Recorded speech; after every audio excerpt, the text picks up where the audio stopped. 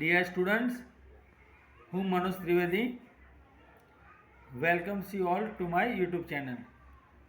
આજના આ વિડીયોમાં હું તમને ધોરણ 8, 9, 10 કે 11, 12 આ પાંચેય ધોરણમાં જે ગુજરાતી મીડિયમમાં કે હિન્દી મીડિયમમાં આવતા જે ગ્રામરના ટૉપિક છે જેની અંદર ડિસ્ક્રાઇબ ધ પર્સન એના વિશે ભણીશું. ડિસ્ક્રાઇબ ધ પર્સન એટલે વ્યક્તિનું વર્ણન કરો. આ જે ગ્રામરનો ટૉપિક છે તમારે ઓલ્ટરનેટિવ એટલે વિકલ્પો, ઓપ્શન જેને કહેવાય, ઓપ્શનમાં પણ પૂછાય છે. ABCD આપેલ હોય છે, એમાંથી એક વાક્ય ચૂઝ કરવાનું હોય છે જેનું નામ છે ડિસ્ક્રાઇબ ધ પર્સન. તમને પરીક્ષામાં કોન્સમાં આપેલ હોય છે ડિસ્ક્રાઇબ ધ પર્સન અથવા ડિસ્ક્રાઇબિંગ પર્સન, અથવા એમ પણ પૂછે છે કે શોઈંગ પર્સન વ્યક્તિ બતાવો, અથવા એક્સપ્રેસિંગ પર્સન વ્યક્તિ બતાવે છે, વ્યક્તિ દર્શક શબ્દ બતાવો. તો આ વિડીયોમાં આપણે ડિસ્ક્રાઇબ ધ પર્સન એટલે કે વ્યક્તિ બતાવતા કયા શબ્દો છે એ સમજીશું. પછી નેક્સ્ટ વિડીયોમાં હું તમને ડિસ્ક્રાઇબિંગ અથવા શોઈંગ લોકેશન એટલે જગ્યા, સ્થળ બતાવતા કયા શબ્દો આવે છે એ તમને શીખવાડીશ. ત્યારબાદ ડિસ્ક્રાઇબિંગ પ્રોસેસ, આ બધા ગ્રામરના ટોપિક છે. શોઈંગ પર્સન, શોઈંગ કોન્ટ્રાસ્ટ વિરોધાભાસ બતાવતા શબ્દો શોઈંગ કોન્ટ્રાસ્ટ કહેવાય.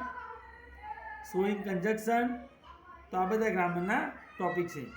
તો આજે આપણે શોઈંગ પર્સન અથવા એક્સપ્રેસિંગ પર્સન એની અંદર હુ અને હુમ. હુ એટલે કોણ અને બીજો મતલબ છે હુ એટલે કે જે. હુમ એટલે કે જેને. હવે હુ કેવી રીતે વપરાય છે એના વિશે ભણીશું. જેમ કે આપણે ગુજરાતીમાં બોલીએ છીએ કે આ રમેશભાઈ છે કે જે ડૉક્ટર છે. તો this is Rameshbhai who is A doctor.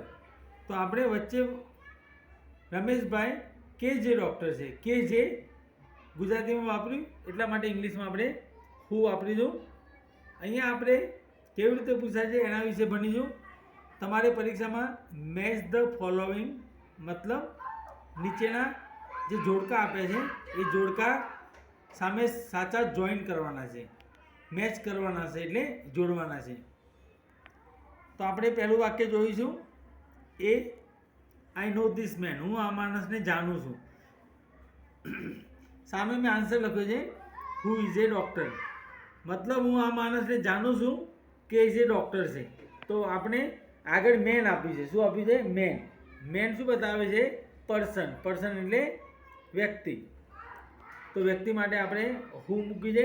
તમને એક્ઝામમાં સામે આડાવડી વિચ આપેલું હોય, હુઝ આપેલું હોય, વેર આપ્યું હોય, ગમે તે આપ્યું હોય, ધેટ પણ આપેલું હોય, તો આપણે હુ યાદ રાખવું.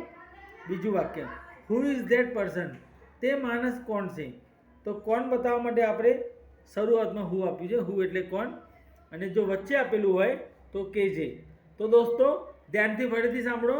બે વાક્યની વચ્ચે જો હુ આપેલું હોય તો ત્યાં એનો મતલબ થાય છે કે જે.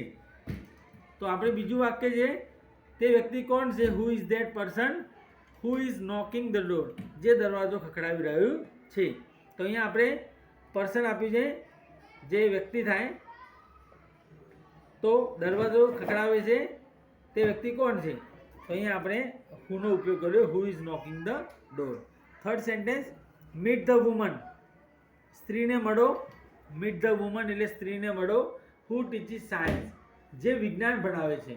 તો અહીંયા આપણે એ વ્યક્તિને મળવાની વાત છે, સ્ત્રીને. વુમન એટલે સ્ત્રી, એટલે વ્યક્તિ થઈ, સ્ત્રી એટલે જે સાયન્સ ભણાવે છે. તો જે એટલે હુ, કે જે. ચોથું sentence I cold a boy, મેં છોકરાને બોલાવ્યો. આઈ કોલ્ડ એ બોય, બોલાવ્યો અથવા ફોન કર્યો. મેં છોકરાને બોલાવ્યો. હુ મેડ મિસ્ચીફ, હુ મેડ મિસ્ચીફ, કે જેને તોફાન કર્યું. તોફાન કર્યું એને મેડ મિસ્ચીફ કહેવાય, અને તોફાન કર્યું એને મેડ મિસ્ચીફ કહેવાય. મતલબ મેં છોકરાને બોલાવ્યો જે તોફાન કરતો હતો, એટલે જે એટલે હુ. So dear friends, if you like this video, I hope you will share to your friends. આશા રાખું છું કે તમે શેર કરશો અને સબસ્ક્રાઈબ માય ચેનલ સબસ્ક્રાઈબ કરો તો આવનારા દરેક વિડીયોમાં હું તમને આ રીતે જે ફોલોઈંગ મેચ જોડકા પૂછાય અથવા 4 વિકલ્પો આપેલા હોય, કૌંસમાં લખેલું હોય ડિસ્ક્રાઇબિંગ પર્સન, એક્સપ્રેસિંગ પર્સન અથવા શોઈંગ પર્સન, તો એ પણ હું તમને કેવી રીતે પૂછાય છે એ તમને વિકલ્પો સાથે સમજાવીશ. તો તમારે 2 કે 3 માર્ક મળી જશે. સો વેટ ફોર નેક્સ્ટ વિડીયો.